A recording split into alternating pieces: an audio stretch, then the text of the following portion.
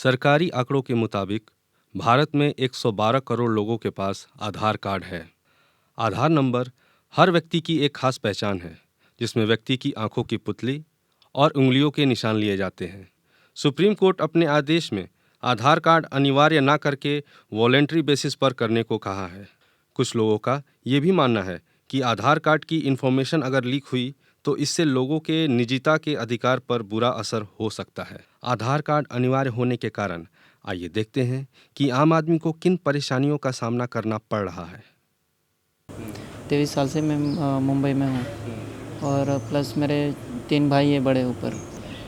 आधार से तो मुझे लगता नहीं कि इतना कुछ हो सकता है, पर आधार बहुत सी जगह पे कंपलसरी हो चुका है, क्योंकि जैसे कि बैंक में या कोई कंपनी में मैं वोटिंग कार्ड बनाने गया था, तभी वो वोटिंग कार्ड साहब ने बोलते कि आपका मम्मी डैडी का वोटिंग कार्ड चाहिए। मैंने बोला ठीक है, उसका ओरिजिनल और जेरॉक्स कॉपी दोनों दिया। फिर बोलते हैं कि तुम्हारा आधार कार्ड ज़रूरी है वोटिंग कार्ड बनाने के लिए। मैंने बोला सर मेरे पास ये नहीं है, मेरे को वोटिंग कार्ड बनाने तो मुझे मेरे मम्मी डैडी का मेरा बैकग्राउंड तो तुम मालूम ही है, तो फिर मेरा वोटिंग कार्ड आराम से बन सकता है। तुम मेरा आधार कार्ड क्यों मांग रहे हो, और आधार कार्ड इतना कंपलसरी क्यों हो चुका है? अगर तुमको चाहिए तो ration card, light bill, pan card, ये सब कुछ मैं ला के दे सकता हूँ। मेरे पास आधार कार्ड नहीं है, मैं कहाँ से बनाऊँ? आधार कार्ड मुझे तो लगता नहीं है, पर हाँ दूसरी भी पहचान पत्र बहुत सी है, जैसे कि राशन कार्ड हो तो जैसे कि अपन राशन की दुकान में लेने जा सकते हैं, राशन लेने जा सकते हैं। पैन कार्ड इसलिए क्योंकि बैंक में या खाता या अकाउंट खुला सकते हैं उसमें। वोटिंग कार्ड इसलिए क्योंकि वोट दे सकते हैं। पासपोर्ट इसलिए क्योंकि अपन बाहर कहीं जा सकते हैं विदेश में।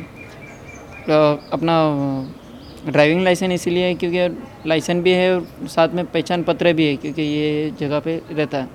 आधार कार्ड का मुझे लगता नहीं है कि क्या मतलब का है, मेरे को कुछ समझ में नहीं आता है। आधार कार्ड है क्या चीज़? आधार कार्ड पर जानकार लोगों का कहना है कि सरकार पहचान की गैर कानूनी नकल रोकने और सरकारी सुविधाओं में पारदर्शिता लाने के लिए सभी को आधार के अंदर लाने की कोशिश कर रही है। मेरे ख्याल से अब इसके ऊपर जल्दबाजी इसलिए की जा रही है क्योंकि 97-98% इसमें अपटेक है, इनरोलमेंट ऑलरेडी हो चुका है।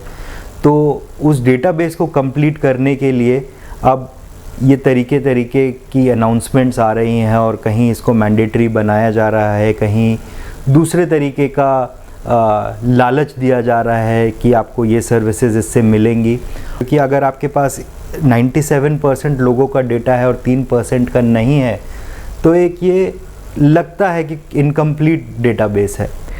अभी हमें बिल्कुल नहीं पता है कि ये जो जानकारी इकट्ठा की जा रही है इतने बड़े पैमाने पे, इसका इस्तेमाल कैसे होगा, कौन कौन लोग इसे एक्सेस कर पाएंगे, इसका किस तरीके से गैर सरकारी जो ऑर्गेनाइजेशन है, इंडिविजुअल्स हैं, वो किस तरीके से इस्तेमाल कर पाएंगे, या क्या ज़रूरत है कि मेरी जो पूरी ज़िंदगी का निचोड़ है वो इस कार्ड में आ जाए।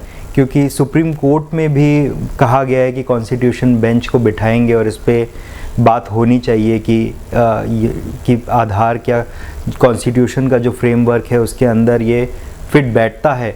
लेकिन सुप्रीम कोर्ट ने भी 1.5 साल से ज़्यादा हो गया है, वो कॉन्स्टिट्यूशन बेंच अभी तक फॉर्म नहीं की है। मतलब एक तरफ खाई है, दूसरी तरफ पहाड़ है, बीच में अभी जनता फंसी हुई है। आधार कार्ड पर बहस जारी है, पर सवाल वहीं का वहीं है कि क्या आधार कार्ड ना होने की वजह से आम आदमी सरकारी सुविधाओं से वंचित रहे। मैं अक्षत कृष्णा, कैमरा पर्सन सार्थक के साथ, डेली न्यूज़ के लिए।